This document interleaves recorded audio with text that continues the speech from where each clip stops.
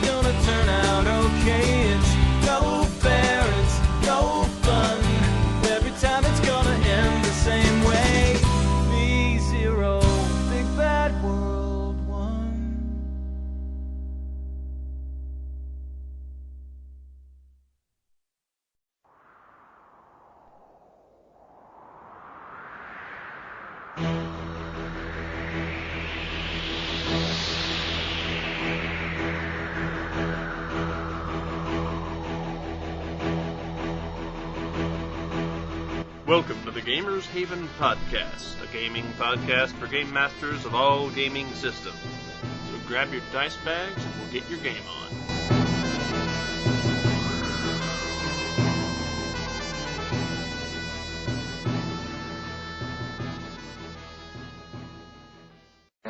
Welcome back to the Gamers Haven Podcast. Spoon. Aren't we discussing the attack of giant robots today? Giant robots. Cannibals? There can be giant robots and cannibals. But I haven't gotten to the giant robots yet. I'm just still at the giant ants in EDF. Oh, okay. Well, you know, you can talk about the giant ants a bit. Half pony, half monkey monster? Half pony, half monkey. Maybe you used too much monkey. Nah, isn't it enough to know I ruined a pony? Maybe you don't like monsters. Yeah, I don't know. Oh, no, I like monsters. Oh, okay. Well, I don't think that chick did.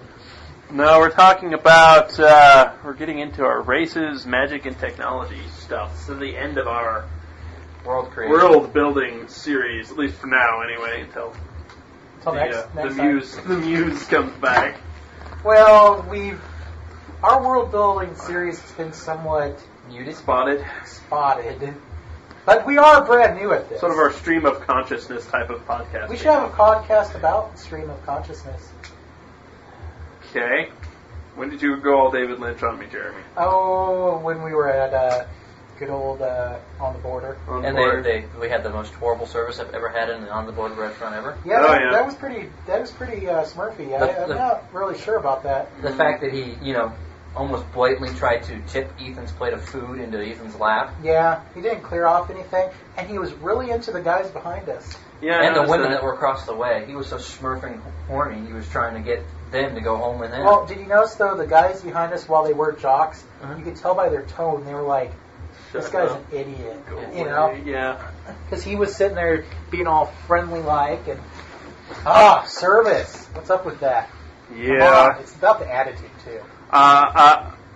Now, of the three of us, I'm like the only one that listens to other podcasts regularly, but I do want to give a shout-out to Does My Geek Look Big in This, because they did officially announce that they are no longer on the air. They have locked their doors and are no longer doing the podcast, which sucks because they were a lot of fun. Did you ask them if we can have their location? Well, they didn't really have a location there in Britain. A castle? No, I don't think it was a castle. No, only Yog Sothoth Radio has a castle. Yeah, well, no, Yog Radio has Innsmouth House. An Innsmouth House in England? Yeah, so that's what he calls it, is Innsmouth House. Innsmouth House. We have to go there. No, we don't. With Cthulhu. We do. Yeah, we need to go. You can stay I'll here and stay here and not be horribly. Paul can send back our remains. Yes. That's another one we need to give a shout out to. That's Paul from Yog Radio, not Paul our Mansquito. Paul Cthulhu. So therefore, Paul of Cthulhu. Gamers Haven podcast would be me and the at first unanimated remains of Nathan and Ethan. And see, soon to be animated. And he's all not wanting to go over to the Innsmouth house, and he's talking about dark magic to raise us from the dead. I'm already working on the Lich Hood. I mean, no. There are good liches and bad liches. So you have a lich that, gives us lemonade. Well, He's awesome. He and his wife. was he's more nice. Not evil. What's his name? Farmer Sebastian? No, Farmer Samuel. Farmer His, Samuel. wife, Right. Anne. His wife Anne.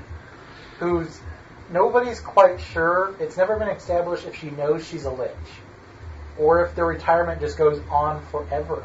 Yeah, and I'm not going to tell him anything. I'm just going to smile, nod, and accept their lemonade because they're nice folks. Yeah, good folks. So when you're going down the road and you run into a farmhouse and there's two farmers out front and they offer you lemonade, just take it. Just take it and smile. Be nice. Thank you. They might rip your heart out and eat you later, but they know. As long as you be nice to them, they'll be nice. They probably won't do that if you're nice to them. Yeah, that's true. Oh God, shut up! He's like, what? When'd you get here? Oh, Smurf. That was great. That was amusing. Yeah. You're not supposed to be here. And he goes, oh, Smurf. It's like something out of, fighting the Emperor in Star Wars. Fireballs and lightning. I have the power. No, I don't think it was He-Man. No. Do you think He-Man would do well in Star Wars? Hey, look at the back of the box on that movie. It said it was the Star Wars of the 80s. Oh my God. Star Wars was in the 80s. You know how Exactly. bad He-Man the movie was? Terrible. It was so bad. And Ethan has it. Oh, yeah. Oh, no, it's buyable. Of course I have it. It's buyable. This version doesn't have the quote. The VHS version, if you ever find the VHS version of Masters of the Universe with Dolph Lundgren and Frank Langella, there's a quote on the back of it from, like one of the movie reviewers' quotes, and it says, "The Star Wars of the 80s." And I just always thought that was hilarious. It's probably funny. That guy is probably no longer a critic. Probably. We should come up with a list of various movie quotes like that. Just horrible movie quotes. Like good scene transitions on the back of Battlefield Earth from Joe Blow's Video Emporium. The only good thing anyone could find about that awful film. I should do a review on that film. Why? I want my. Have you actually seen the movie? I put it in once at work. I watched that right after I watched Wing Commander. Man, you were going for a suicide pact, huh? Oh, yeah. Well, Wing Commander at least was far superior. Yeah. With Freddie And that was sad because it was awful. I just can't believe, what is it, John Travolta? Yeah, John He Travolta. did that movie. Oh, well, it's that whole Scientology But craziness. that doesn't even have anything to do with the movie. The book and the movie have nothing to do with each other. Yeah. Yeah. Because the book is like 6,000 pages long. Well, Scientology is another conversation on another podcast. We're not going to talk about that. No, that I don't want the brings up- Scientologist breaking down a door going, "You must come with us," and trying to brainwash us. One of us! One of us! Because, one you know, of us! as much as a pacifist as I am, I really don't want to have to pull out a shotgun and start killing people. Well, I just have difficulty. Well, technically, Scientologists aren't people, are they? No. Sometimes they are in the closet too. Yeah. I'm in the closet. So I pulled out my gun. You should put a link on for that. Yeah. 1, I'm gonna pop someone. 2, I'm gonna cap this smirk. 3. Now I'm classy. I need to listen to the whole series. That's like Good Times with Weapons. There's a midget in it. I think he has a gun. Midgets with guns are good, though. Yeah. Well, we'll be back after this with our. We're going to dive into wonderful discussions. He-Man rules. He-Man does rule. That's true. He has power. Yeah. That's something. Put down your weapon. You have 20 seconds to comply. Hello, gamers out there, everyone. This is Peter Adkis, and I cordially invite you to come to Gen Con Indianapolis, August 16 to 19 at the Indianapolis Convention Center for our 40th anniversary, the biggest party yet for gamers. Come, son of Jarrell! Kneel before Zod! Snitchy boochies! But magic and technology. I think we pointed out in an earlier podcast that I think the two are very similar depending on how you use it. Because you have, running around in modern day, you can have a flamethrower. Running around in fantasy setting, you have a fireball. Or Agnazar's Scorcher. Or, Agnazar's Scorcher. Magic's is Agnazar's, cool, is that how it's though. pronounced? Yeah. I don't know how it's pronounced. I just always pronounce it Agnazar's, but I don't know. I'm an idiot. So. What was that? What was that quote you said about magic and technology? I think it was Q that said it. No, it wasn't Q. Who was it? Puck from Puck. Yes. Puck from Gargoyles. Gargoyles. Energy is energy, whether it comes from magic, from science or sorcery. That was the quote, and that's how I've always looked at it. It's two sides of the same coin.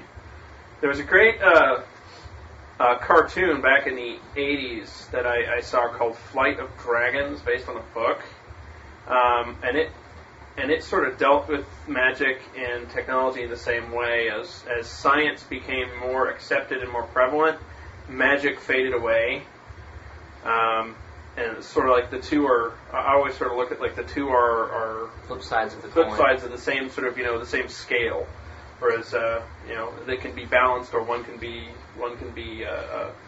way more than the other, and the other is not looked at. I always sort of thought it was an interesting way to look at it, especially if you're building a world. Everyone automatically thinks like a Dungeons and Dragons type world is medieval Europe, where you have horses and carriages and all that crazy stuff. But it's like you also have magic. So Jeremy, you did it well in your world with the gates, I thought. With the how you have gates that will transport you around the world and whatnot. Mm-hmm. It's the same sort of token as of having taking a plane ride. No. Yes. When you get into a plane, it's a giant piece of metal Mhm. that might get you through the air. When you walk into a gate, it's a big ring of metal that might get you where Where you're you're going. going. Yeah. Well, true. How is But it different? on my world, they're going to be more willing to. Less fire and blood on one, I Well, guess, yeah. if it screws up. If it screws up, you'll either one end up in Dranil's realm, or two, you just won't end up anywhere. You just Yeah. vanish. It is. I mean, it is basically the same thing in a lot of ways, though the power sources may be different, or they may not. I mean, Yeah, are we that's how talking you want to go. about? I mean, it's how D&D handled psionics. It's Oh, yeah. it's like you can have psionics be the same as magic, just a different way of going about it, or you can have it be totally something else. Yeah, you do have to break it down. You have psionics, you have arcane magic, divine magic. Mhm. You have to druidic magic is officially divine, but it comes from a different source. It comes Yeah, from nature. the shamanistic magic. Yeah. I always kind of liked how Slayers actually split it up as you had, what was it, black magic, elemental magic, and That's white right. magic. But there's That's how yeah, they split it up. And Guardians of Order Slayers D20 game, the only good D20 So thing. far, yeah. Well, no, Guardians of Order is gone. But that doesn't mean there won't be other Anime D20 games. Oh yeah. in the future. But so far, I mean, they put out 3 of them. It was the best one. Trigon. And you have to decide where it's going to come from. But also, if it all comes from one source or it works the same, that's going kind of a balance. Yeah, one thing is more going. There's more technology than magic, or the other way. Well, how about in White Wolf, where it's opposing? Right, where you have the different spheres. Diametrically opposed. Of the spheres of magic, yes. The yes. I always liked how technocracy. Mage the Ascension actually worked with that. And how It would magic probably was. work more like that in real life. Yeah, it was actually very cool. That's- Where you had now we're talking Mage the Ascension, not Mage the Awakening, because I really don't like the new White Wolf stuff. The old Mage had correspondence, prime. Thaumaturgy. Well, I can just look real quick. just look real quick. They had correspondence, entropy, forces, life, matter, mind, prime, spirit, and time. Yeah. Which time and mind, oh my god. But Mind where you could the make one yourself problem basically disappear. game-wise is there's so much there that you can do. Oh yeah, I like the it's the control. altering of reality, with magic Yeah. and whatnot. And actually, how Mage the Ascension did a good job of looking at it is you had the technocracy, who also did their own ways of magic, but through technology. And even some of the traditions in Mage did it that way too, like the Sons of Ether and the virtual adepts, those guys. And then you had the more mystical ones like the Order of Hermes. Order of Hermes. That's what I was thinking of. And then like the Verbena. They're more Egyptian style, and then the more ritual. natural ones. Yeah. That's probably how it would work in like a real life type setup. But If magic was something that But could the be problem was, which is another podcast. So, I mean, like magic as a force of will, basically, Yeah. is how Mage the Which Ascension is looked at it. how I do magic in my world. There's earth magic, which is different from druid magic. Yeah. And then there's will magic, which is what most spellcasters Well, do. And then there's divine magic. I've always liked how when you deal with magic is one of the things that I like to do that I think D&D doesn't do very well is the splitting of the magics. Jeremy just touched on it there, but how I think if you're a wizard, you really should know a heck of a lot about divine magic, and if you're a cleric, you should know a heck of a lot about wizard magic or druidic magic. Well, unless you study. Unless you study it, obviously. But just a normal cleric, the cleric's going to learn different aspects of casting. And a cleric or a priest is going to need the divine will to help, because they're basically, and this is something they talk about, but you're learning spells. Or not spells, excuse me. You're learning prayers as a priest. Right. You're not quite learning. And these prayers and rituals. I mean, they're like spells, Right. but that's why I kind of was pushing more towards my Templars, because that makes more sense to me. Right. The priest, the way they have it, is basically just a conduit. Basically says, I want to do this. My God has given me the way of doing this, channeled through my flimsy little body.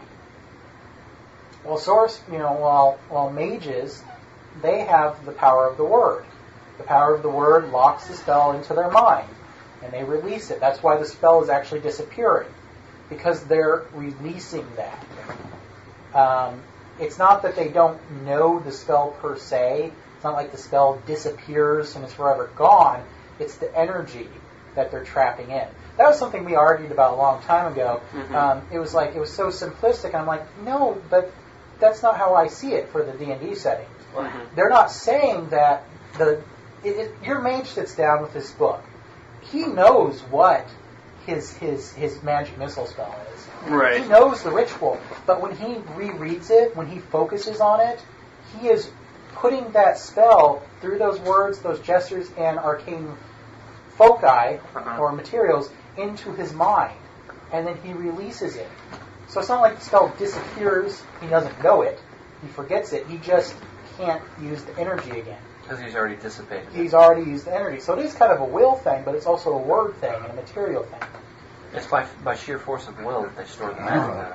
but also the materials that he uses help help the will or a part of the magic. The way I look at it is it is the force of the will that allows the magic to become, usable. What the components do in the hand movement, the somatic, the somatic parts, what those do is those increase the effects. It's like you throw a fireball. Through force of will, you throw a fireball. It's this big. You throw in the bat dung. It becomes huge because, bat dung is incredibly combustible. So you created this massive fireball by using the actual component. The spell would still go off if you didn't have the supplies. It just wouldn't work. It'd be like, oh, look, a little fireball hit the ground, and oh, my toe has been scorched for half a point of damage. On how I look at it, though, the mages in the past, they worked out these rituals, and it's always worked this way. And for some reason, for whatever reason, magic continues to function this way. I'm talking about arcane magic. I'm talking about arcane magic, too. So that if you don't use those material components, it's not going to work. Yeah. Unless you have that feat. There's a feat that allows you to not use most material components. Issue materials. Yes, great feat. Yeah. Because if D&D does a great job using the metamagic feats and whatnot.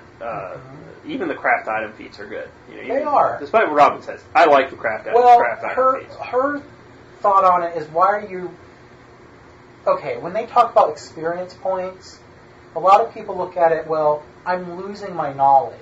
Mm-hmm. Well, the problem with the experience point tables is your experience is knowledge, but it's also your life force. Yeah. And that's hard to control. Well, it's putting a number to where you're at, and I never really liked that's how that why I worked. like the experience points debt, or I've decided with well, even with different games like Deadlands. Yeah. I love how the Deadlands XP works. It's the fate chips you get. Yeah. And you can either hold on to them and use them in game, or you can cash them in for XP. Yeah. I always liked how that worked. Well, and there are alternate ways of doing magical items that take hit points, take con points. There's one that's very interesting that basically you can only create up to so many items. Is that stuff out of Unearthed Arcana? No. No. It's another book, which the name of it, it's a random company. It's this random book I picked up, but it talks about different spell creation. Mm-hmm. But I've gone ahead and decided that, and these are all things you need to think about, by the way, for your magic system, for your world. I've decided potions and scrolls no longer need your life force, because it doesn't make any sense to me. Right. If you're making a magic ring, you are putting part of you in there. I mean, that's just, you're putting part of your will in there. Am I going to make it... I never would force anyone to use so much XP that it makes some level down. Right. Basically, they can't use the item, or they go into debt. I would never make somebody say, well, I want to make this magic ring, but it's going to drop me a level by 20 experience points or something. No, that's silly. That's stupid. Right. But I see what Nathan's saying about Arcane, and that's very interesting. I like that idea too. It's different than the one I use, but it's like spell ingredients and stuff like that. Yeah. And I've actually wanted to use an idea The spell somewhat ingredients based on amplify that. the effects. They have and there are some stuff like that. There are some systems actually. Monty Cook developed one. It's in Arcane Evolved, and there are also other things. And Arcane where you can use too. where you can use specific components to actually amplify spells.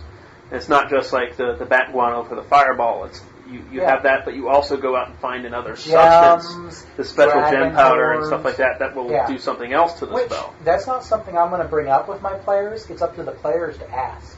Yeah.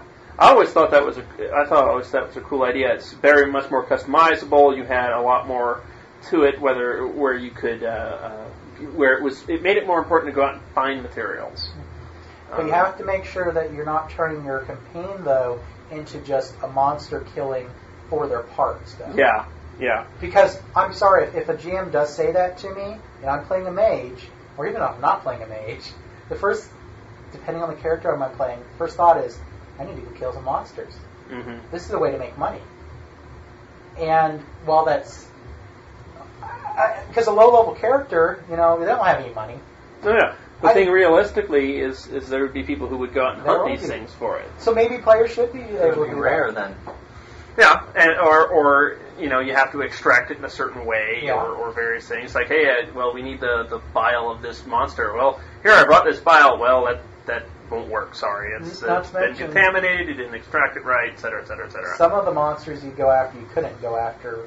Yeah, it's like, hey, we need a dragon bile. Well, we're screwed because we're level 3. But you do have to break down. I mean, you have to break down where your magic comes from, how it's going to work, how people use it. Because What there effects is a it has difference. on the way the society It- works. Exactly. And there is a complete difference between a sorcerer and a mage. Oh yeah. There's a complete difference between a psionicist and a mage, or a cleric. I mean, there's you don't want to go too overboard. Like when I first did the whole sorcerer thing, where sorcerers could take any spells except off of domain lists. I thought it was a good idea, but then it just got to be too much. Where you just had it's just too many spells to look through. D&D has that problem. Which is one of the reasons I actually like the Mage of the Ascension way of doing it is you have your spheres of influence, and then it's whatever fits in that sphere. It's like, hey, I want to turn that chair into something. Well, you have to have matter to do that. Excuse me. Well, that is the problem with the D&D setting. There are too many spells, and that's why I break it down to very simple. Unless I have the book, Yeah. you don't get the spell. And next, also, I will take most of my spells just out of basic books because it's just easier that way. But if a player comes in and I don't have that book, that spell's not going to work. Now, if a player wants to buy me that book, I'll quite willing. Yeah, I mean, I'm pretty content to have the spell compendium and the spell compendium PHP is nice, yeah. pretty much be it. Yeah. Then add in others. And one of the things I'm working on for my next D&D campaign, which is a ways off, is the different spell lists, but use different books. Like, because I also have the complete book of Eldritch Might, and maybe use that just for sorcerers. Say, if you're a sorcerer, you pick spells out of this book. If you're a wizard, you pick spells out of the spell compendium. Yeah. If you're a druid, you pick spells out of here, whatever. I'm pretty Just much... because I like that kind of variety and the difference in Yeah. the different magic that is there. So because it's like, well, we also have to deal with some players that go, oh, he's casting this spell, so I know I know what to do now. Though, if that's the case, they need to be making some spellcraft checks. Yes. And they better be passing those, or their players. And to their defense, I think it's good as a GM to describe your magic, or as even a player to describe your magic. Don't just say, I cast a fireball. Well, it's try to be a bit more descriptive about it. Yeah. Well, I'm pretty open when it comes to sorcerers, but I also put it on the players to make sure they have their spells down.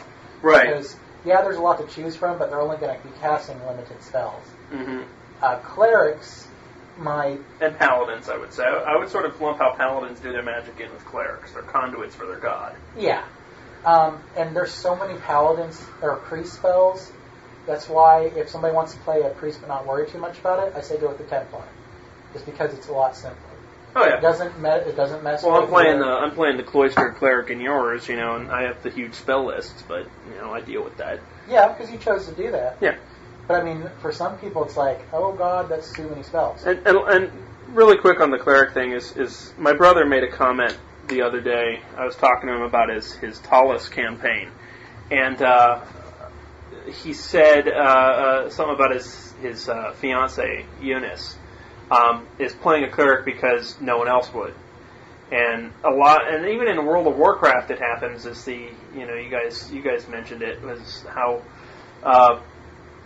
clerics just sort of get the short end of the stick, and a lot of people don't like playing a cleric. And it is, a lot of people look at it like, well, okay, no one's playing it, I guess I'll play the cleric this time. You can't do that. You have to make the cleric, because clerics don't have to be the healing machine. No. It helps that they are, but yeah, I mean, in your game, I am the healing machine, but I've built him to be the healing machine. Yeah. But, and I understand that's like, I have to get used to the. I mean, especially in D&D, you want to have a character that's going to be awesome in combat. It's going to run in and kick everyone's smurf, Yeah. But you have you have to have those characters that are going to be like, okay, like I had to step back and go, okay, I could cast this attack spell. No, wait, okay, no, I need to really heal the other party members to keep them up because that will make this battle go better. Because if I go in there and swing, and I'll be slaughtered. But there's also something that a lot of clerics forget about. A god is more likely to answer a prayer of their priests than they are some random Joe Schmo on the street. Right. So, I'm not saying... Now, you better have a good reason for it. You don't go around and say, oh, I stubbed my toe, I need to call out to my god. But I'm all for a priest doing that once in a while. If it's that bad, the god is more likely to look at you and go, oh, well, I can do something. It might be minor. Maybe I'm just going to give you like 10 extra hit points. Something that people forget about priests, though, and how any holy classes, a god at any time can just stop giving spells.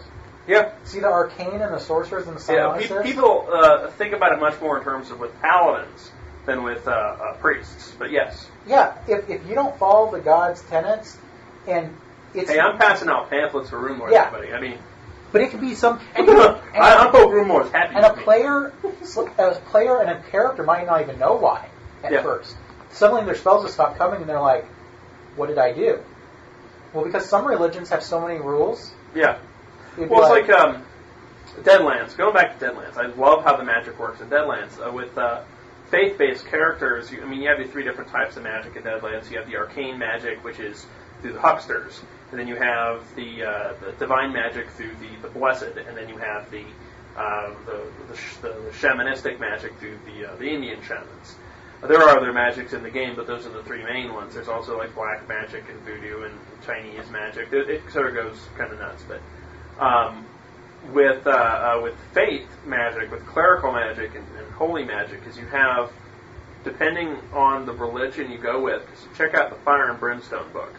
It lists out different religions like Episcopalians, Mormons, things like that, and each religion has its own sinning table.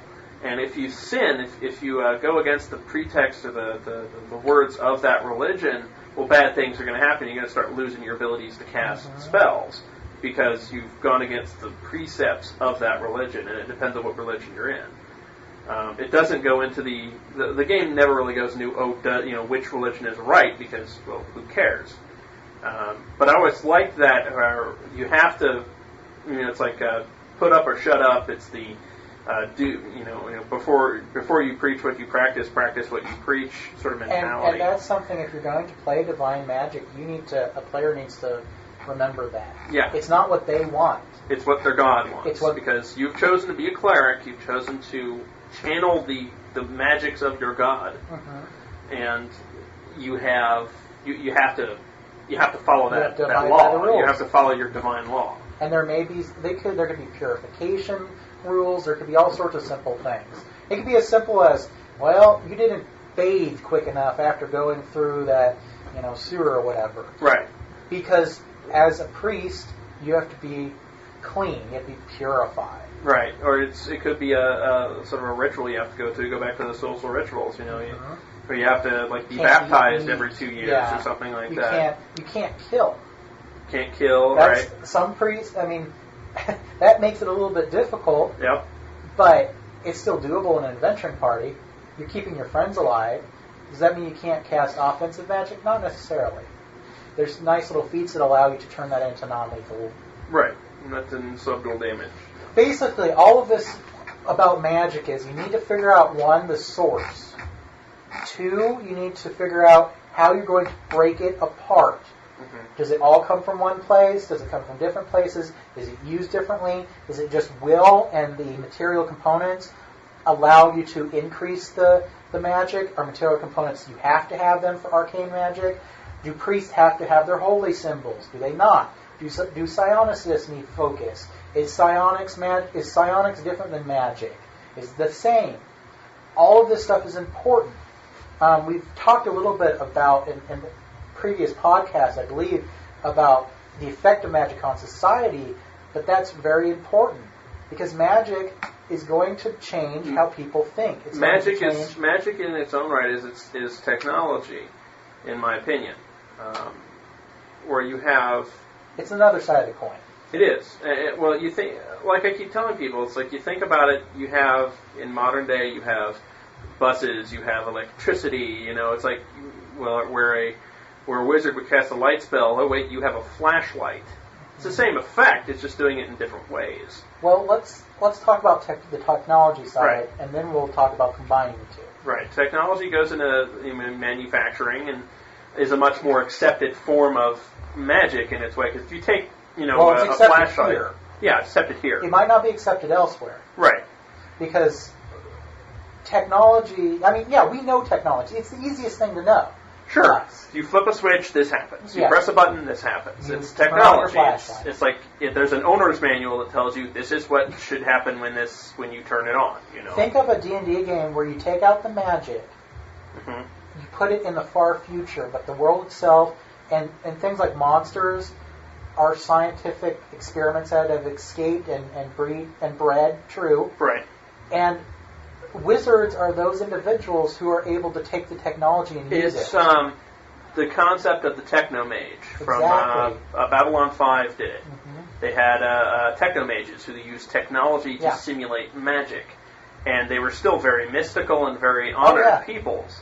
Well, think about you're walking into a cave, and if you light up these torches, it's going to cause a problem. It's a cave, all that smoke. So you turn to your mage, and he pulls out a wand and switches some sort of magical thing. You might even say some arcane stuff, and suddenly a light beam comes out. It's just a flashlight. Right. It has charges.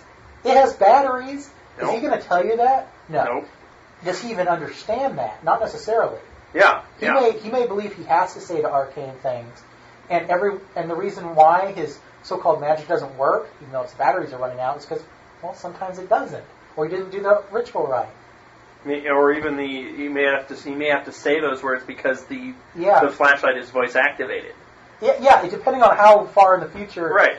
And you can have a lot of fun with it. Guns. I mean, Mhm. people might not understand. They understand the concept of projectiles, but they might not understand a gun. I'm talking a gun that you can't see the parts. I mean, take some of our guns, or laser guns even. Mhm. Laser guns are even Heck, more so. watch Future Weapons. Yeah. Tons of stuff on there that'll... Think about sticking a laser gun with somebody, and he's like, it's voice or it's DNA activated. Right. Maybe Signature gun. maybe your wizards only come from one family. Right. The family doesn't understand it quite, but those laser weapons only work for them. Right. So right. when you need weapons, when you need fireballs, guess who do you go to? You go to that family because they're the only ones who can do it. Mhm. Yep. Or potions. And that could medicine. be just how technology's advanced. There was never no one ever sat down to study it enough, or society has collapsed to the point where, I've always remembered that this family can do this, so we always have them do this. If society would collapse right now, Or it could be like Dune. well, yeah. That type of where you have your houses, like the House Atreides. Or, I look at it, whatever. If society, let's take Earth, move it ahead 100 years. Right. Technology advancing as fast as it is now continues advancing. Oh, yeah. In 100 years, society collapses. Move it up 1,000 years. People are living, we're just saying for argument's sake, people are living like in a medieval type setting. Right. They're running around, they're doing normal, they're plowing their field. There's going to be caches. Think about the adventurers that find a cache of military guns Yeah. and figure out how they clean it up. One of the coolest books, I believe, was this called Orcs. Mm-mm. And in that, the orcs of this world discover this portal. And, no, I'm sorry, they discover the portal later. My mistake. They discover this dragon horde. The dragon has died. They go in. This dragon is a collector of military weapons from the multi-universe. Mm-hmm. He has tanks. He has machine guns. He has all this stuff. Orcs think it's magic, Right. but they use it, and they become the most advanced Well, fighting force in the world. It's the same concept of you have a wand of magic missile with 50 charges. Well, we also have an M16 with 50 rounds. Yeah. It's the same thing. It would be interesting to run in that type of game as long as you made sure that each of those spell slots was like a technological... You can even call it a spell.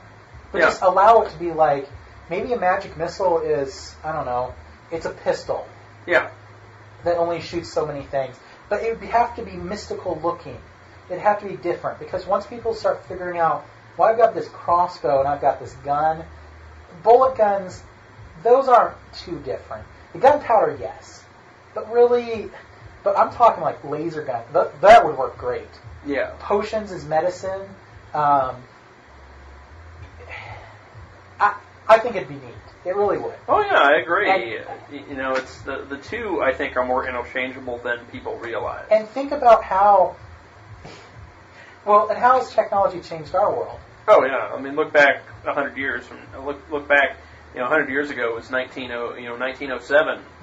Well, it's now 2007. Look how far we've advanced since then. Think how advanced. 1907, we were just getting automobiles. Now we have hybrids. We have spacecraft.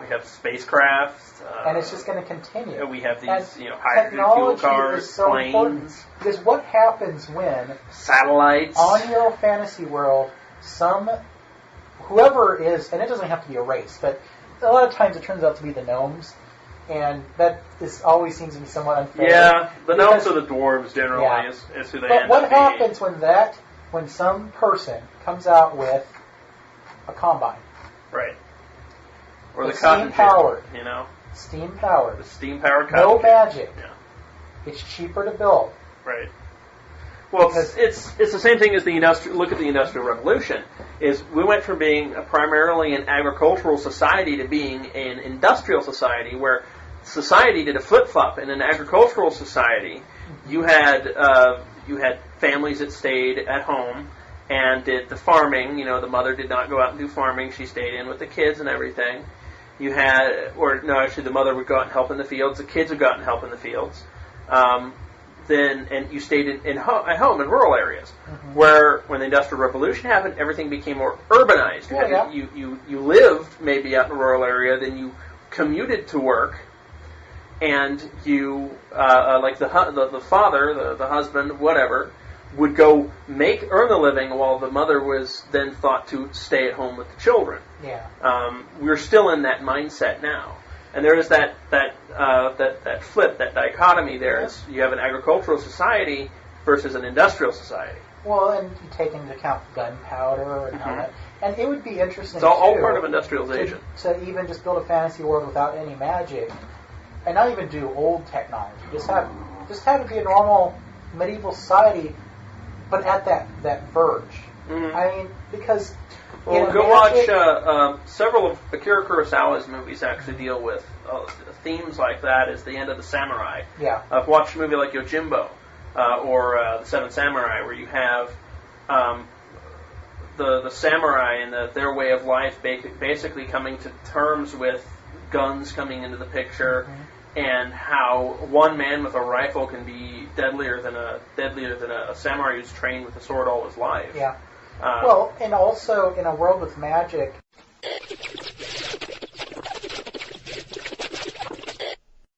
Tune in tomorrow. Same bat time, same bat channel. International Detective Dragons from Outer Space. I never look at the big picture because I can't stand watching horror movies. I try to avoid sitting here thinking of what to say next. I like to make it off the cuff, spontaneous. It doesn't work. All I want now, and all I ever really wanted ever since I was a little kid, is total omnipotence. Is that too much to ask?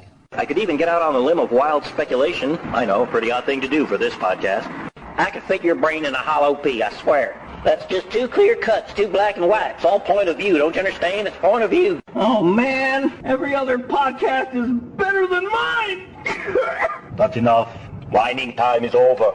No doubt, if you were paying attention, you detected a minor tinge of paranoia. But this is supposed to be fun. I'm supposed to be doing this for fun. And if it means exhibiting false enthusiasm, I'm not above that. So I'm just going to apologize now and let's move on. So what specifically are you worried about, Adam?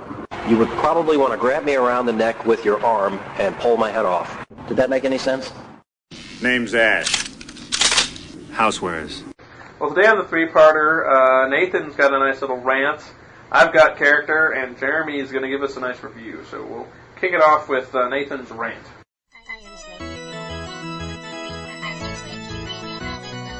The rant. So about a month and a half ago, I was out shopping, and I on a whim went into a Blockbuster store, and they had this Foolish.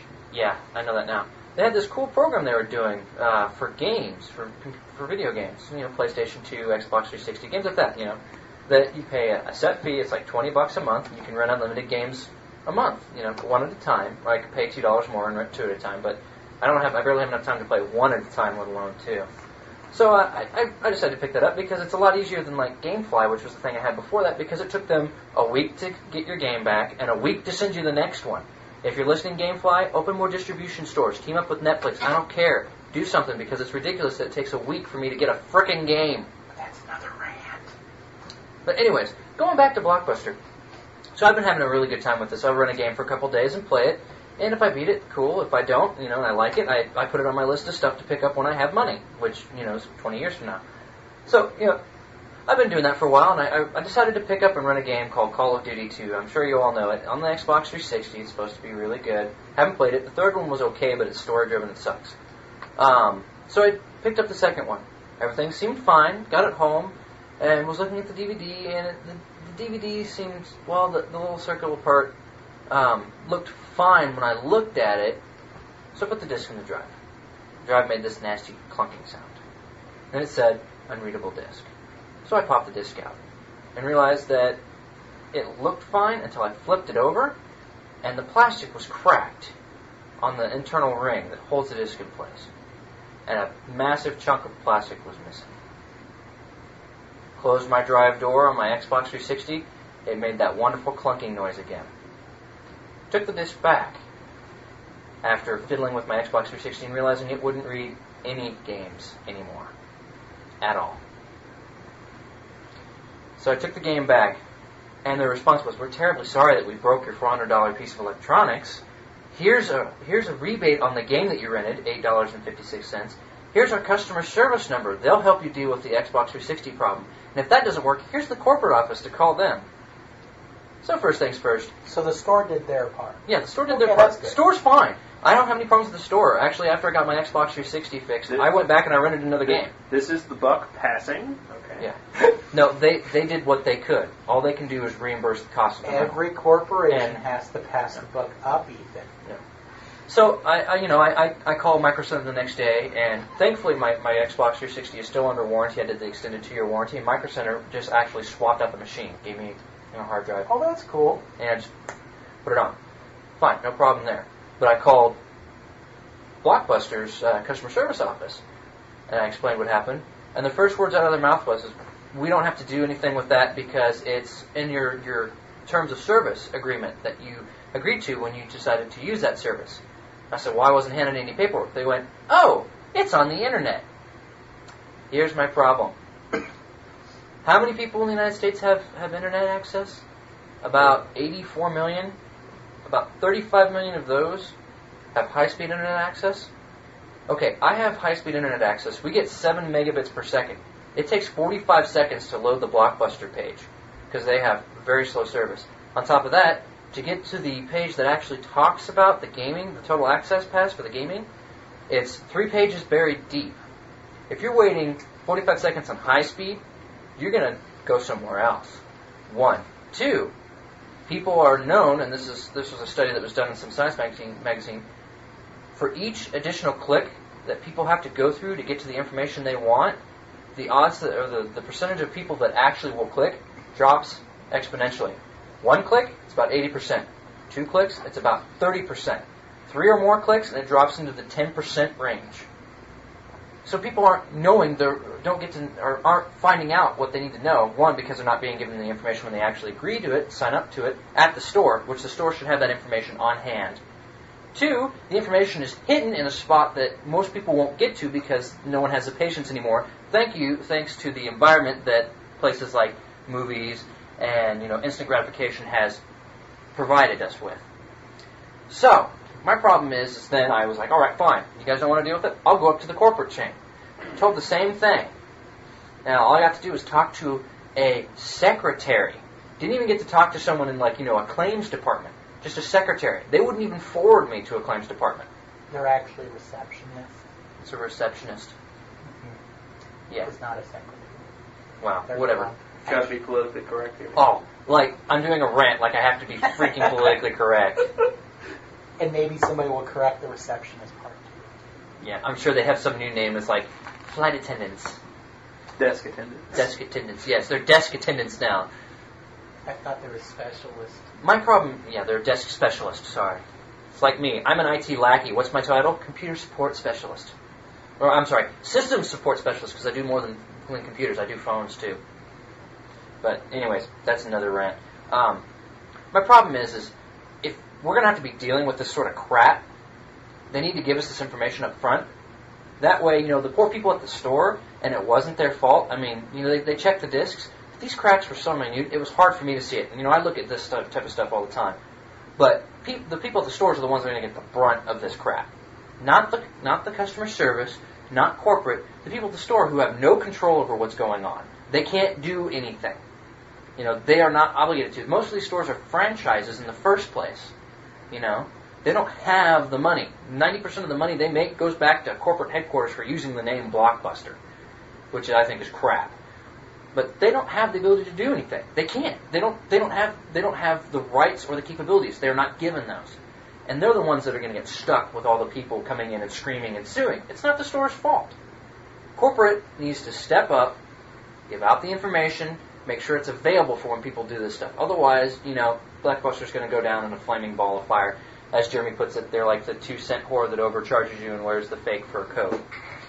So what Nathan's saying is, please send Jeremy an Xbox 360 because his is already fixed and I don't have one. I don't want one, so I'm good. Yeah, he just comes over and plays Gears of War on mine. Yeah. I mooch off of friends. It's great.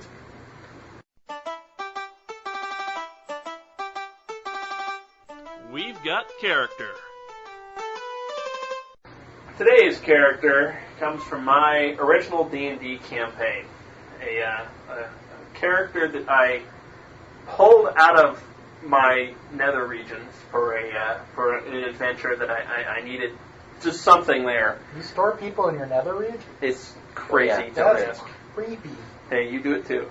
You pull characters out of there all the time. I have a pouch. It's different. Okay, fine. You're marsupial. I'm not.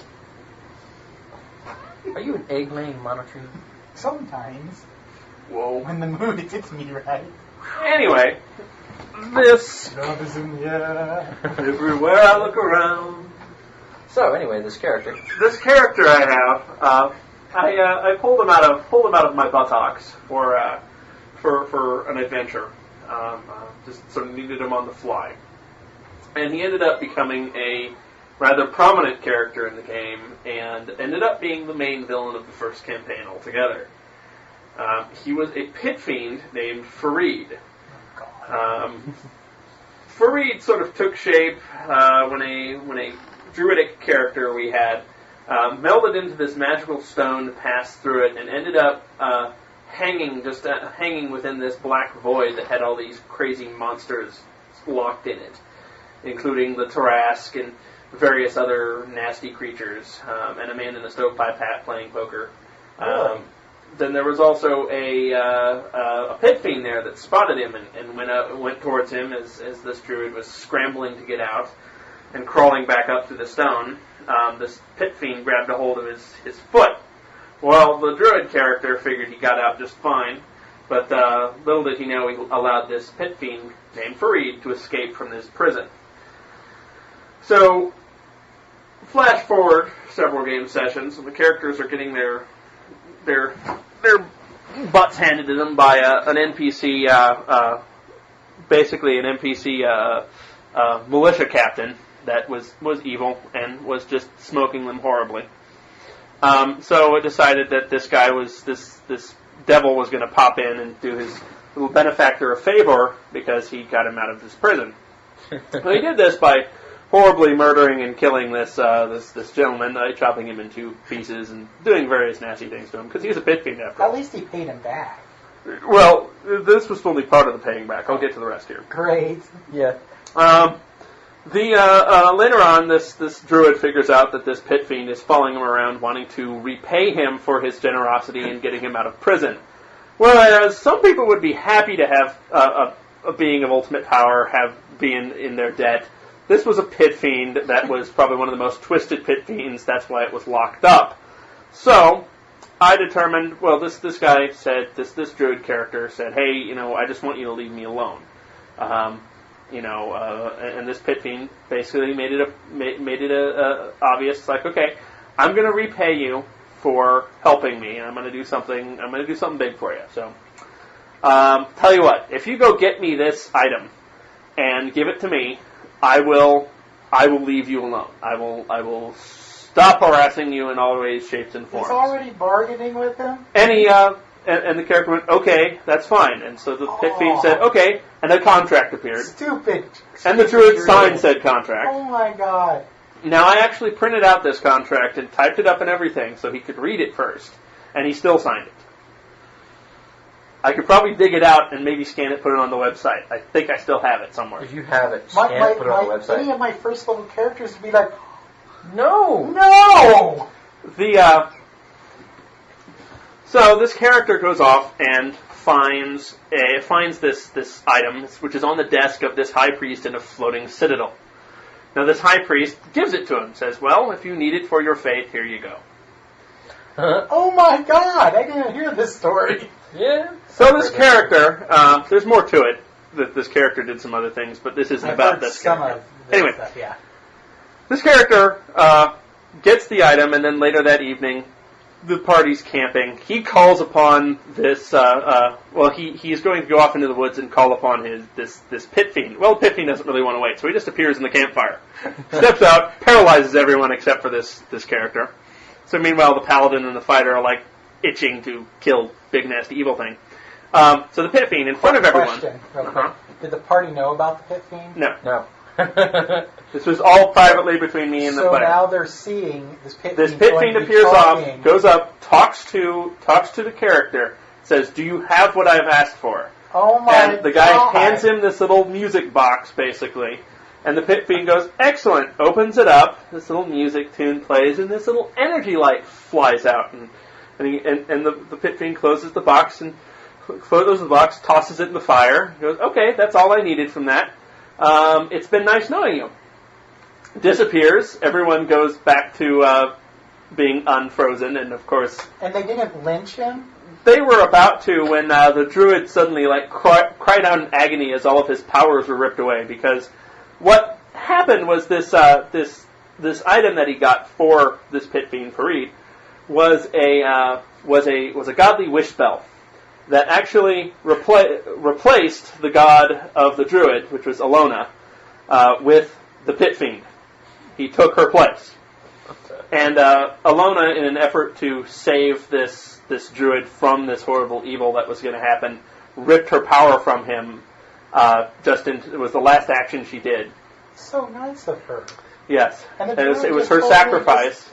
And Alona was killed by the pit fiend Farid. And the pit fiend Farid became the new god of the wilderness. I hope mellowed him out a little just bit, like truly. burns in Farid's hell forever. So after that, the forests became nasty, dark, horrible places that people don't go into because you go in there and you get eaten by vicious tree monsters. Well, this character goes on a quest to try to regain his powers and to destroy Farid. He ultimately fails.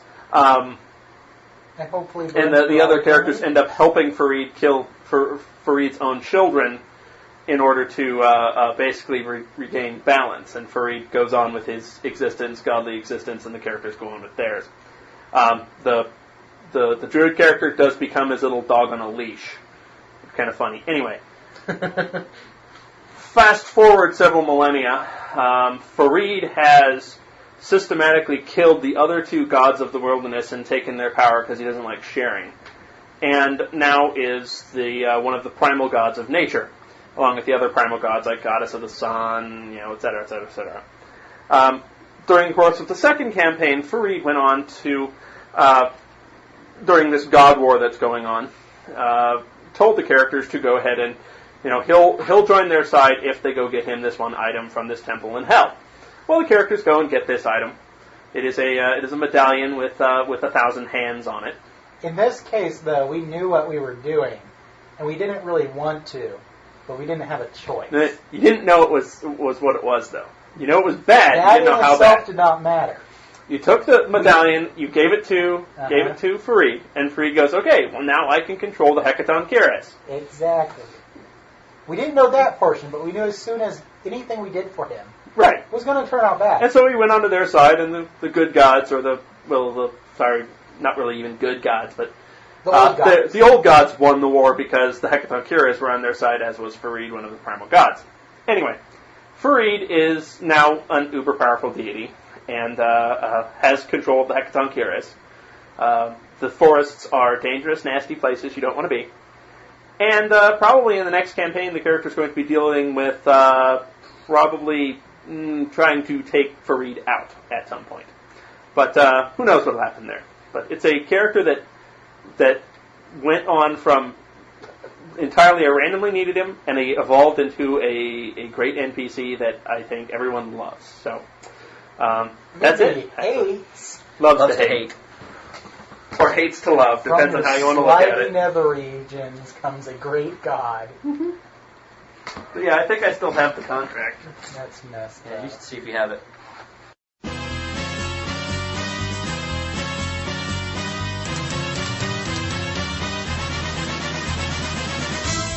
The review.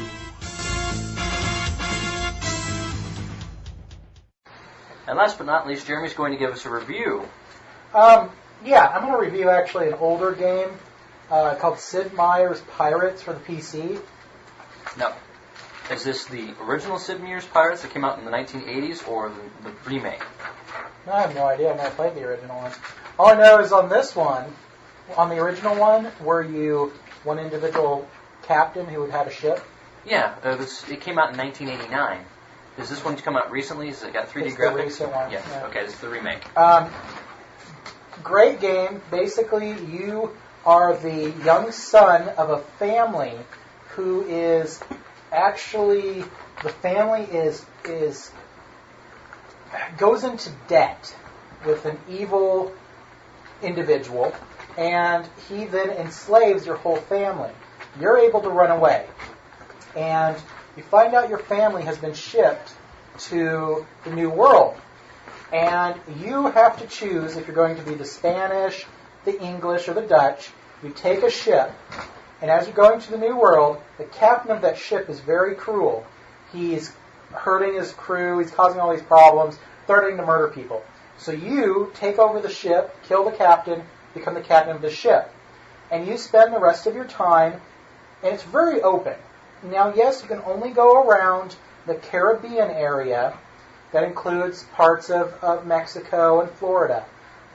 But it's very free-flowing. Your character does level up in some ways. You can get different weapons, you can get different amulets, things like that. But they're all boat-based, they're all pirate-based.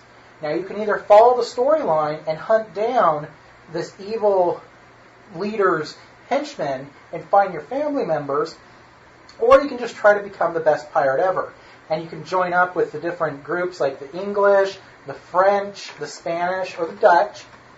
And depending on who you help, you gain rank and land with the different people. The game is great because it has the top 10 most famous pirates, and you can actually hunt them down. And the ship combat's very neat. You control your ship. The one thing I didn't like is you couldn't control multiple ships at a time. They were basically there just for support.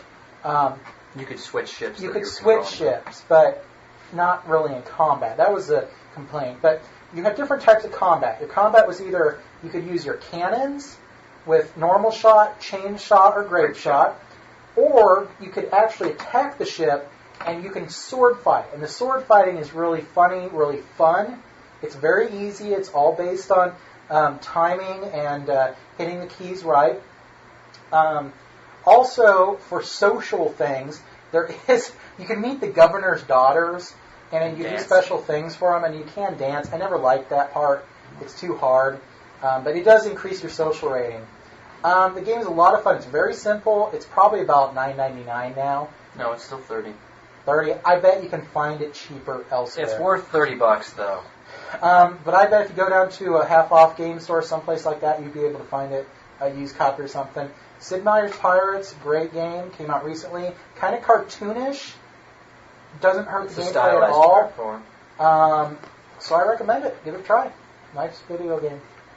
I've never played it, so. You should. I hear it's awesome. It's fun. It is.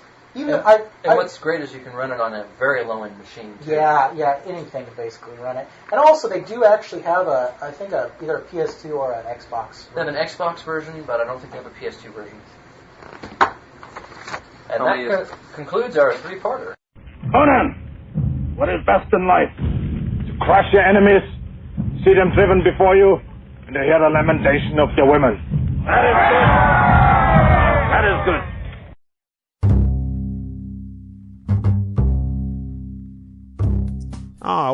Welcome. Come on in, please. Have a seat, warm yourself by the fire, and listen to the friendly minstrel's song. What? You've come seeking the tome? Well, you are in luck. I am the keeper of the tome.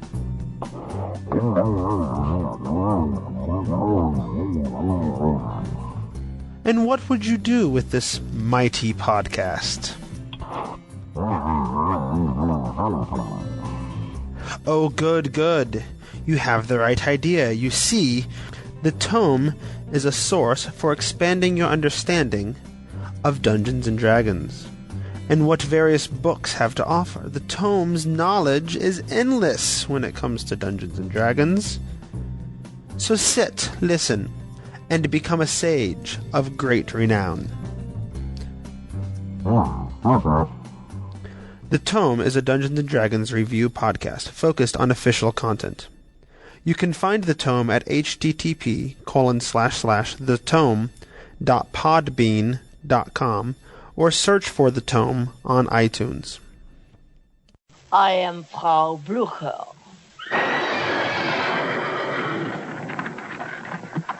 Well, we're back with wonderful random encounters today. And we've got a good stack that I've let pile up for a while, so a lot of things we need to talk about real quick, just sort of the state of the gaming industry and First, we should make an announcement. some various things. But yeah, we have two announcements real quick. First of all, we actually have authentic email addresses now. I am Ethan at CanadianCrusaders.com, which is ETHAN. Nathan has his own. It's obviously Nathan, which is NATHAN at CanadianCrusaders.com. And then Jeremy, of course, is Jeremy. JEREMY at CanadianCrusaders.com. So if you want to email us, you can email us at those places, or if you really want to, you can just keep emailing us at TheThousandMonkeysProductions@gmail.com, although that's a lot to type out. But there's that. Second thing is, since we're horribly shameless and we like pimping ourselves out as much as possible. We're self-promoters, so what can we say? Yeah, we are, really. We've opened up a Cafe Press store where you can go buy Canadian Crusaders and Gamers Haven merchandise, and I'll iterate that we don't get any money from this, so if you go buy stuff, we don't see a cent. It all goes to Cafe Press. But it's a place where you can go buy a nice Canadian t-shirt or Canadian hat or, be it your own Canadian Crusader. Or you can go buy various Dice logo shirts or Gamers Haven shirts and polo shirts and dice boxes and dice clocks and weird things like that. But check it out. If you look on our website, on the left-hand side of our website, on the toolbar, there is a button called Stuff, Cafe Press. Click on that. That'll take you right there. Or go to www.cafepress.com/ghpodcast. Obviously, links are in the show notes. We'll try to put the burning car into the Cafe Press if possible. Yes. Well, it's not burning. It's burnt. The burnt car. The burnt It was house. at one point burning. Yes. At one point, it was burning. And with I think Ethan's quote's the best one. How in the world did that get here? Yeah, don't know. It's a strange thing. It wasn't on fire in front of your apartment, otherwise you would have heard the fire engine. Went to sleep. It wasn't there. Woke up, it was there. It was very strange.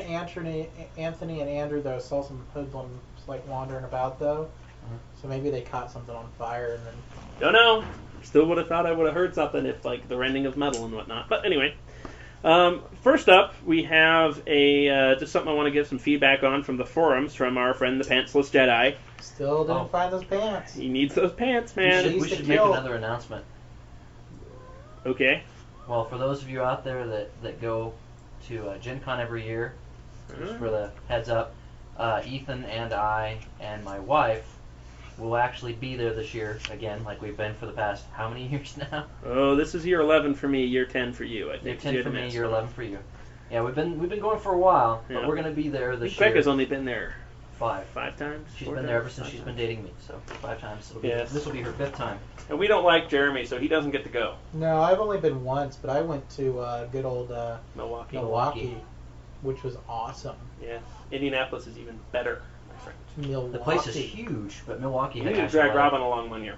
Yeah. It takes like money. So please send money. Send money. There we go. Yeah, if you send money for Jeremy to go, maybe we can get him to come too, and then everybody who listens to our podcast, I don't know how many we have. And I'm sure there's a big podcasting party that's been organized by Peter Atkinson for meet and greet from fans and whatnot. But I don't know if we're going to be able to go to that or whatever. If we are, we'll be there. If we're not, whatever.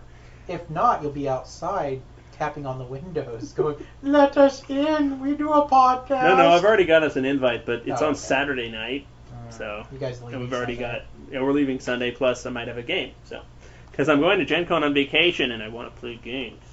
Yeah, so anyway. That doesn't mean that if you guys actually run into us that we won't stop and talk shop. Well, hopefully before then we'll actually get around and maybe Nathan and I can order some shirts and actually wear some Gamers Haven shirts at Gen Con. So look around for us, the Gamers Haven logos, and we'll see it.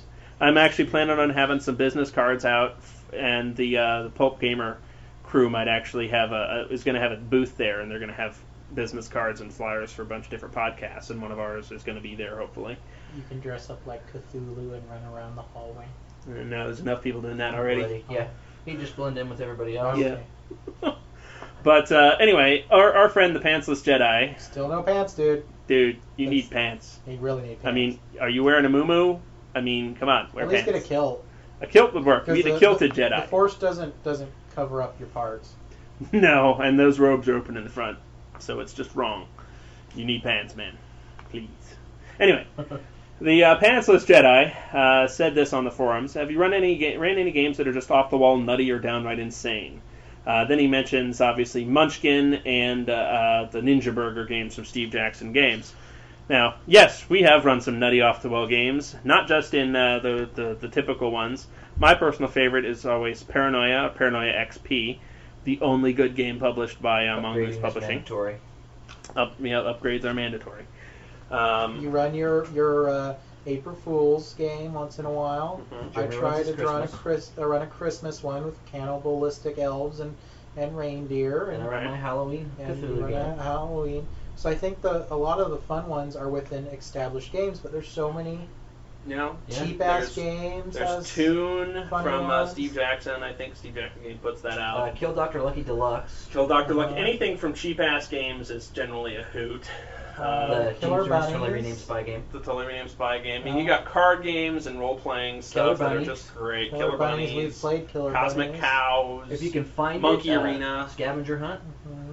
Yeah, Scavenger Hunt's a great one. Off-the-wall game, that board game that we played where one person is the trader.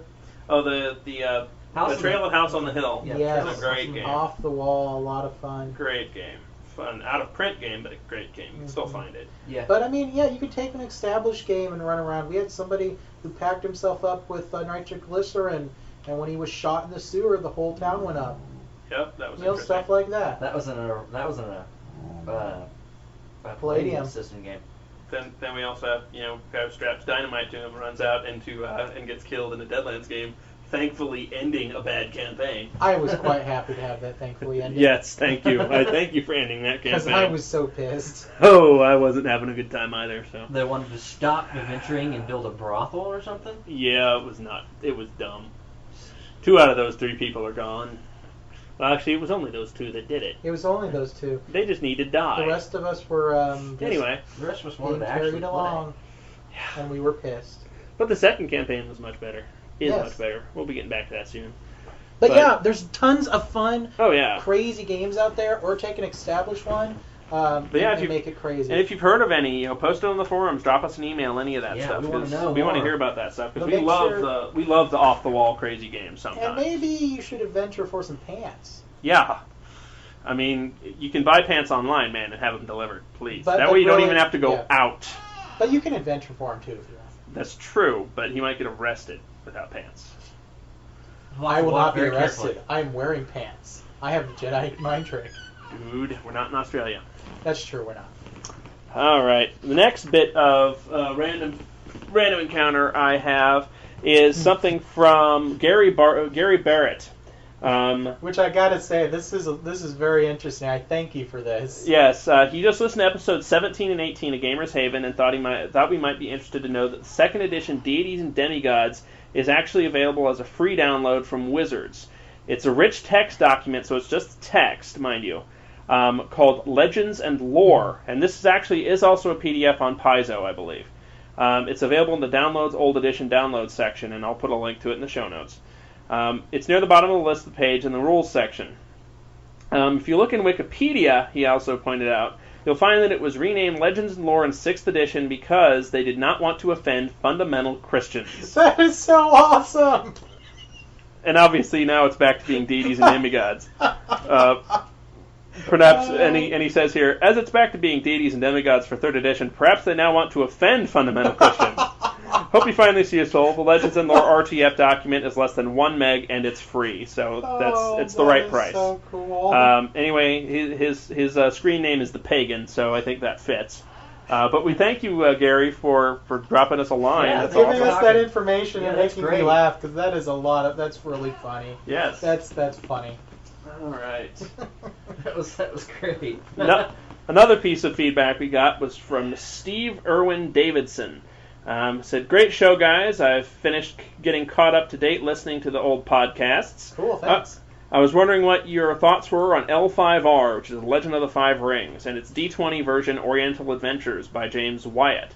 I'm also a big fan of the Asian genre in general, as well as horror and Call of Cthulhu.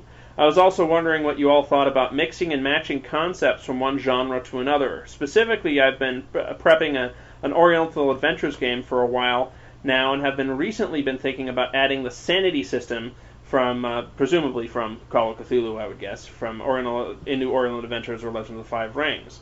There are many creatures in Oriental Adventures and the Legend of the Five Rings that conceivably could cause insane moments. I'm especially thinking of encounters with a Fulang or a Penalogan. Your thoughts? Keep up the good work, Steve. I think that's a great idea. Mixing the Oriental flavor with different rules. You've got the corruption, but the sanity is very good. Yeah, I would definitely. Didn't they actually publish sanity rules in Unearthed Arcana? They also published. There's also in the D20 called. Is it in the horror? Heroes of Horror. Heroes of Horror has it. Heroes also. of Horror has the sanity rules actually published basically specifically for D&D. The Call of Cthulhu book for D20 has. Yeah, rules on but it. the problem with that is that book's out of print.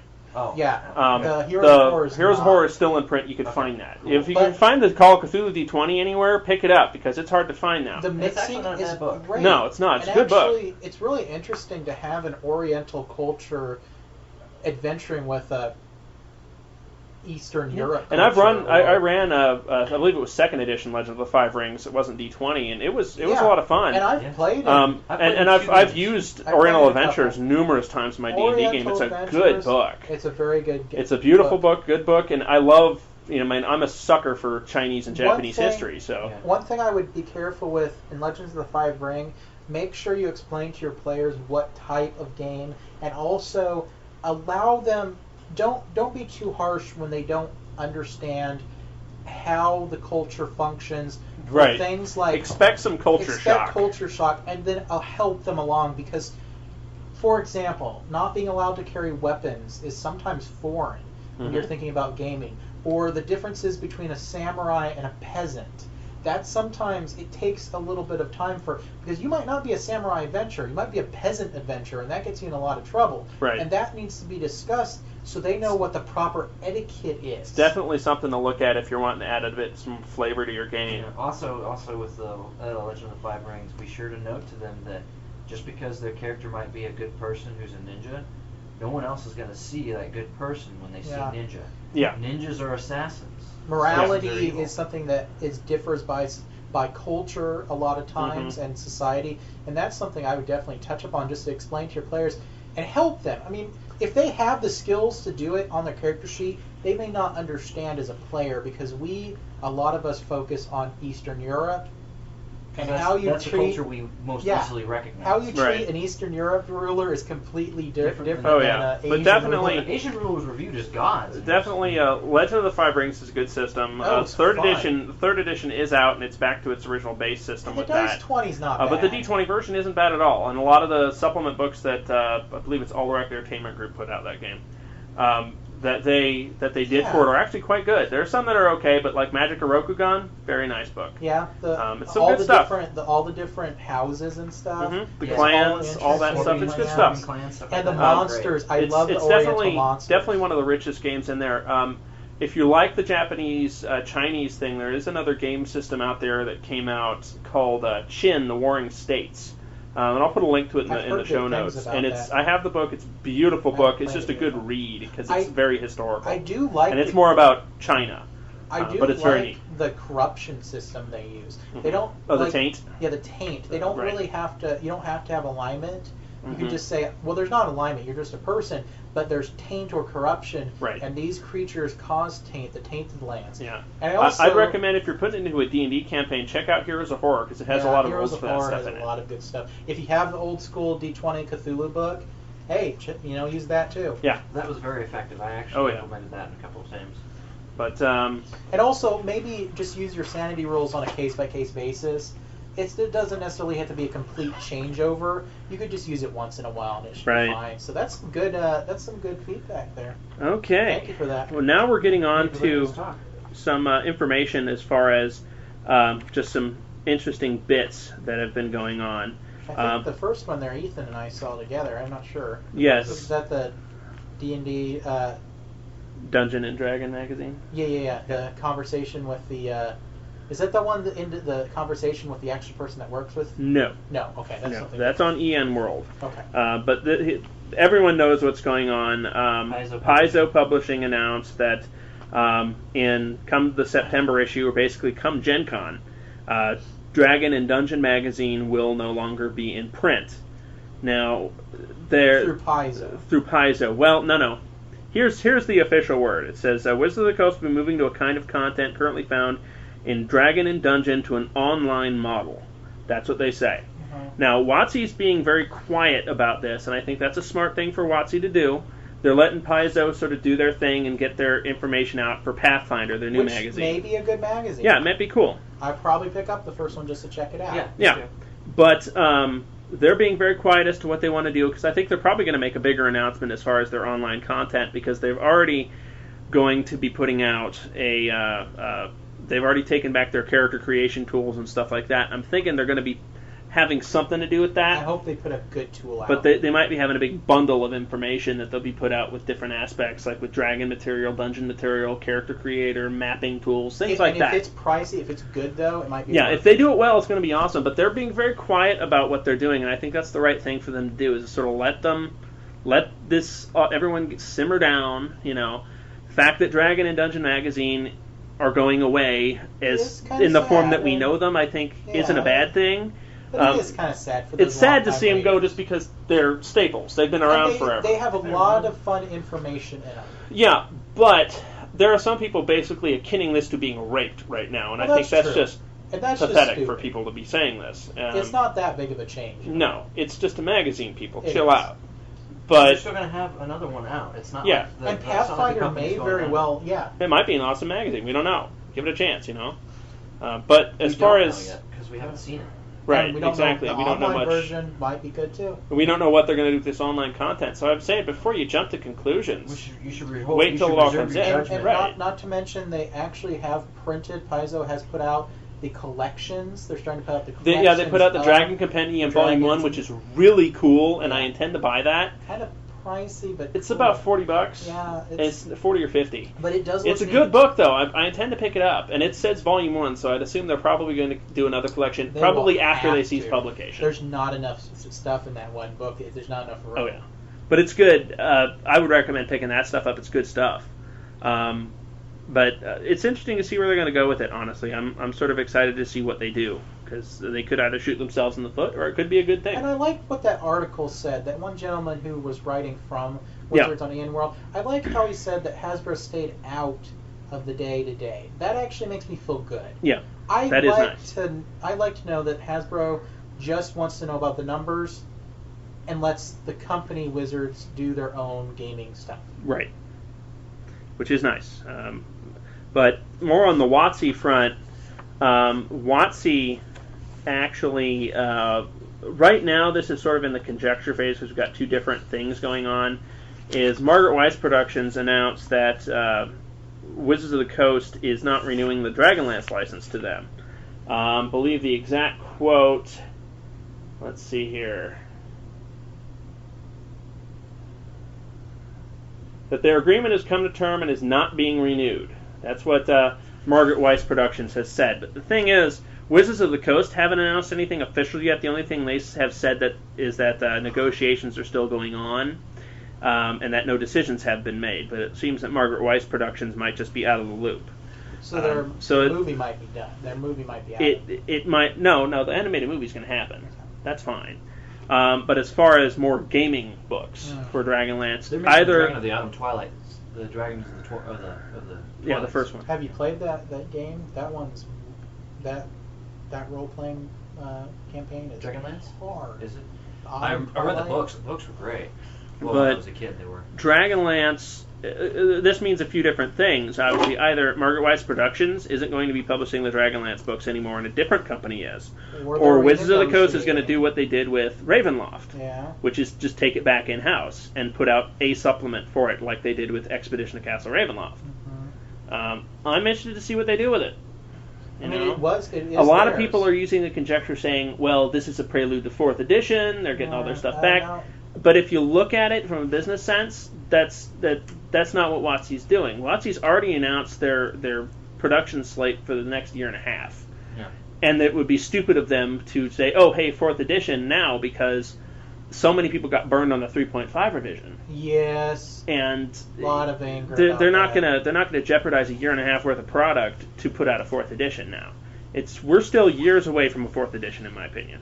It's not something that they're going to do. I would say we're at least 2 years out from the 4th edition. I hope. But also keep in mind, if they announce the 4th edition, they're going to announce it a year ahead of time, like they did for 3.0. I just hope they don't, or I hope they don't make it into the stupid 2nd edition. What was it? Points and it was a point system that ruined everything. Skills and powers. Skills and powers.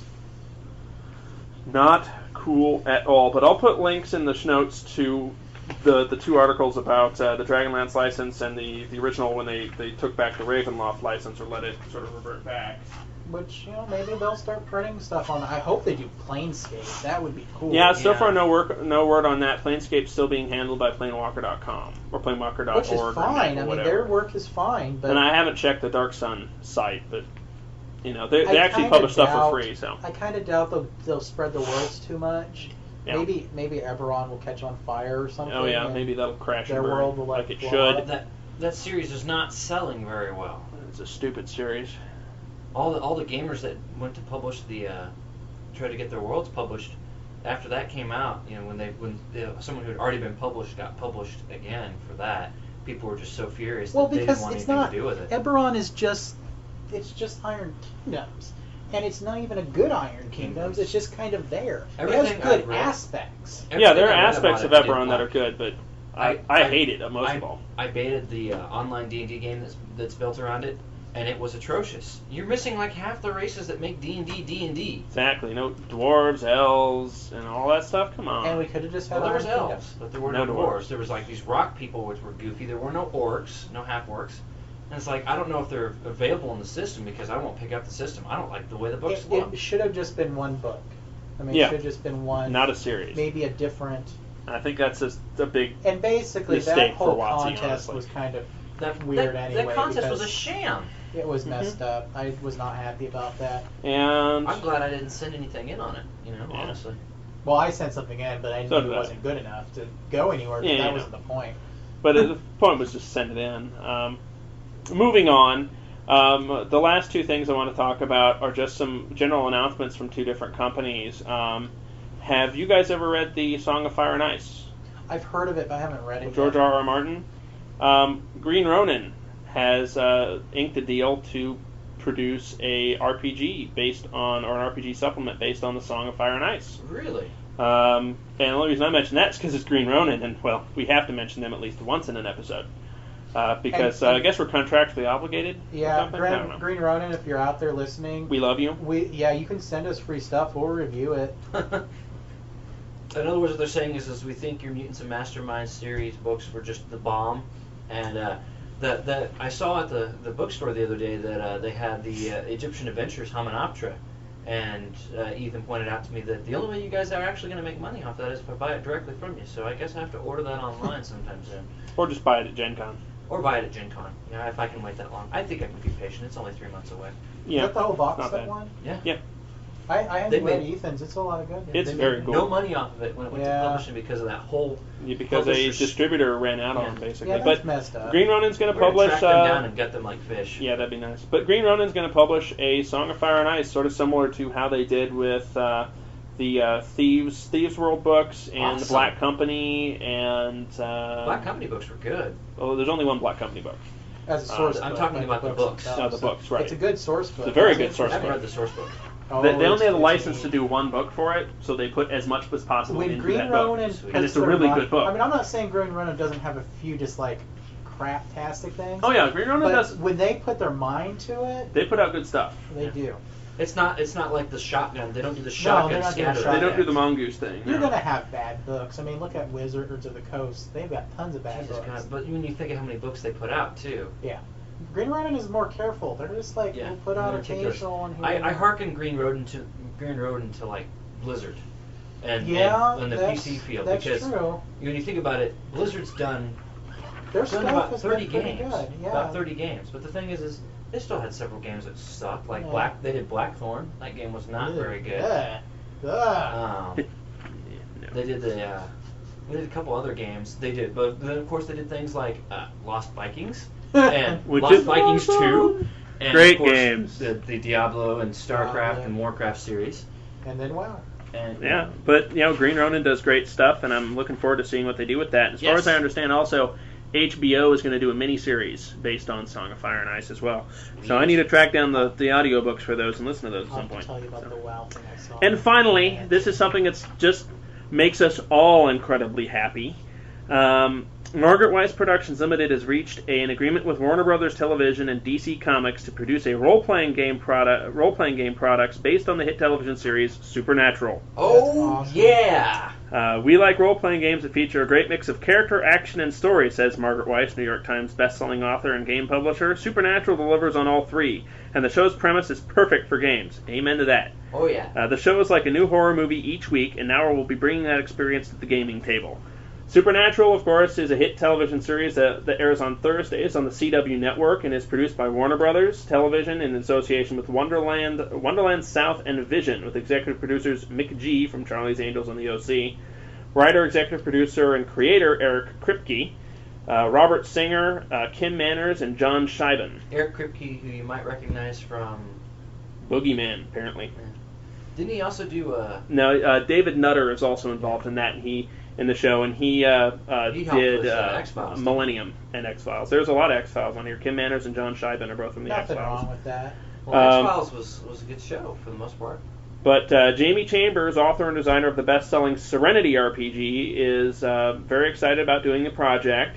Awesome. My grandmother raised me on ghost stories, monster tales, and local legends, he says. Supernatural struck an immediate chord with me from the first episode, and I'm a big fan.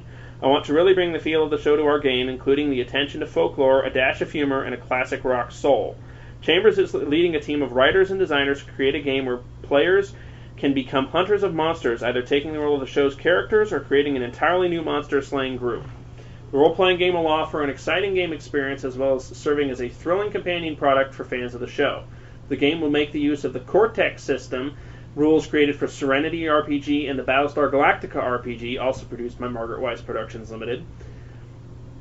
The first product will be a quick start guide, which will provide a preview of the game, including the introductory rules and a short adventure. The next release will be a Supernatural role-playing game core book, a self-contained collection of rules and source material that will contain everything a group needs to start playing.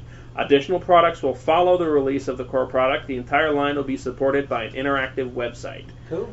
More information will be released in the near future with further details about the upcoming line of Supernatural role-playing game products. I'll put a link to the show notes to this article and to the Margaret Weis Productions website, which isn't very good.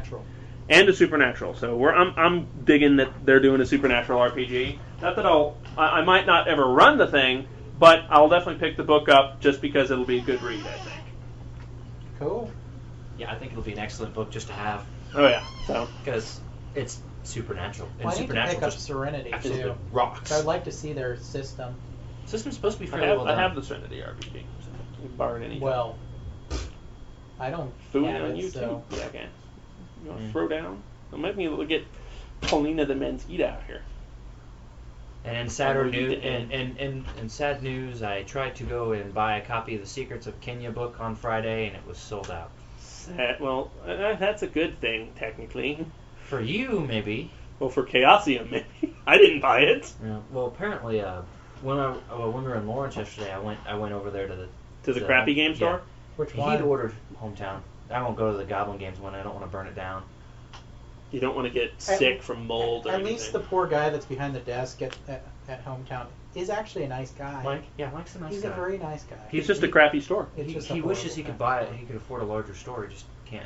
Their do so. hours are weird. They have to be short too, because there's sometimes I drive by and they're not open at all, and it's normal times to be open. So no, but if you're in Kansas City, go to Tabletop Games. Tabletop Games, best game store ever. Yeah, they had like 8 copies of it, and they sold all of them. Yep. I was like, So I made sure they ordered one for me. Yep.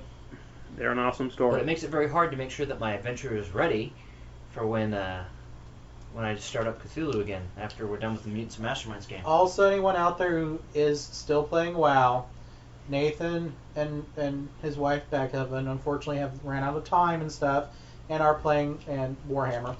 Ethan is no longer playing. Myself, I'm still playing. He's still got the track marks. I still have the track marks. He's still on the wagon. I still have the character. I've got a couple different 57 characters. now, right? Level 57, moving to the Outlands pretty soon. So please, feel free to look us up. Our guild is the Legion. A lot of fun. I gotta say, there's one other thing that I saw that just makes me laugh. Blizzard has put out a World of Warcraft credit card. And instead of points that you can use for, like, flights, you earn points for free game time. Oh my god. Blizzard, it is so evil. It's awesome. Oh my god. This is. Well, 6 million addicted people are going to buy that are going to sign up for that freaking credit card and spend the hell out of what little money they have I had to to get say free that time. Then take that credit card and go to their little auction thing and buy gold for the game. I had to. No, those people. I don't like the people that buy gold. I think that's ridiculous. The people who farm gold need to die. But I got to say though, when I saw that credit card, I did check the APR to see if I should transfer over. Mm-hmm. It's about the same, so I'm not going to. But I did think about it. I got to say, earning free game time, that's a lot of fun. Sigh. That's it for our show today. It's time to get things started for the Muppet Show tonight. All right then. But that's the next show, obviously. That's it for our show. Of course, you guys know how to get in touch with us. We have our little pre-recorded bit that I'll probably play about right here. Just so you know. Thanks for listening, guys. God, the demons are gonna eat us! Close the door, Ethan! Huh? What? Ah! Huh. Oh. Whoa. Gonna need another co-host, I guess. This concludes the broadcast from World Control.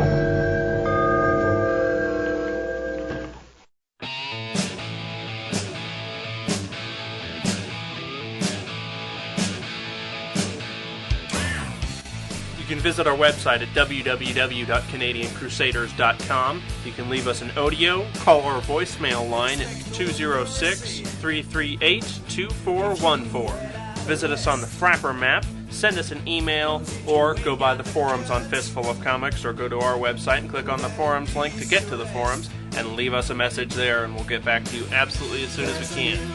Thanks for listening. Gamers Haven podcast is released under a Creative Commons non-commercial attribution share-alike 2.5 license and is a proud member of the Fistful of Comics podcast audio group. And if you slow the draw, you'll be fast to die. There's a new sheriff in town, but he's all alone. So you're in the dark. Streets of fire. Favorite bullets and blood. That they said that they would. I blame Jeremy for everything. So I thought you blamed me for everything. Well, no, I blame you for everything. He blames you for. I blame Jeremy for everything. You blame. So around and around the carousel we go. Yeah, pretty much. Okay. Yeah, at least there's symmetry. Why does the Castle Grayskull have big pits? Giant pits. You would have to ask the sorceress about that because it just doesn't I make sense will. to me.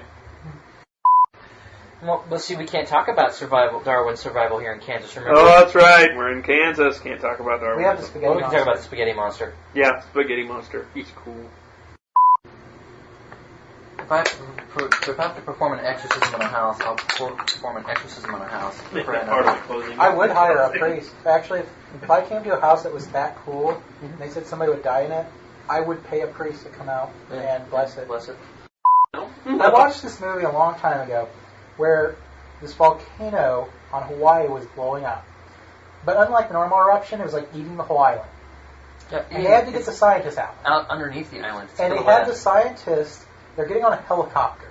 And I remember the scene because you have this helicopter that's in some sort of sound studio or something, and you have the fake mountain behind them.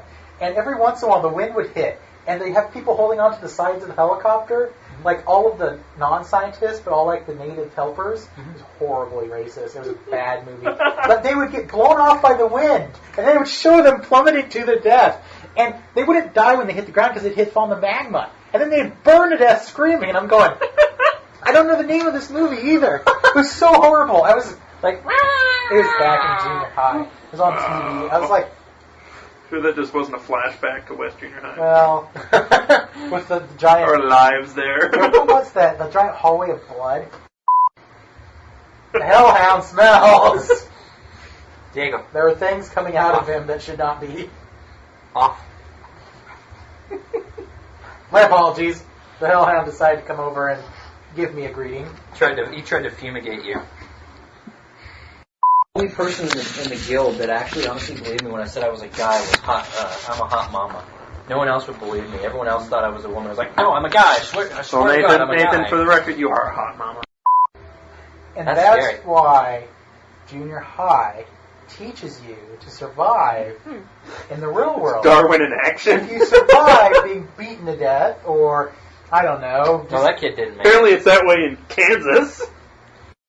The way I look at it, Off of the magic. But not in that gay sort of way. No. The three-parter! We're back for the three-parter. Discussing the wonderful, extra-dimensional creatures that cats destroy and the supernatural creatures that dogs go after. So, there's you for all pets. What do fish do? Fish reduce your blood pressure. They reduce your blood pressure. They also keep Cthulhu from returning. Oh, yeah. They make sure that, Dagon doesn't come out of Dagon doesn't come out of your fish tank. And Riley stays sunken. Okay. Yeah. I got you. And I drown. I'm like, I don't think this is what's That definitely sounds like a D&D moment. I have more hit points than the moon!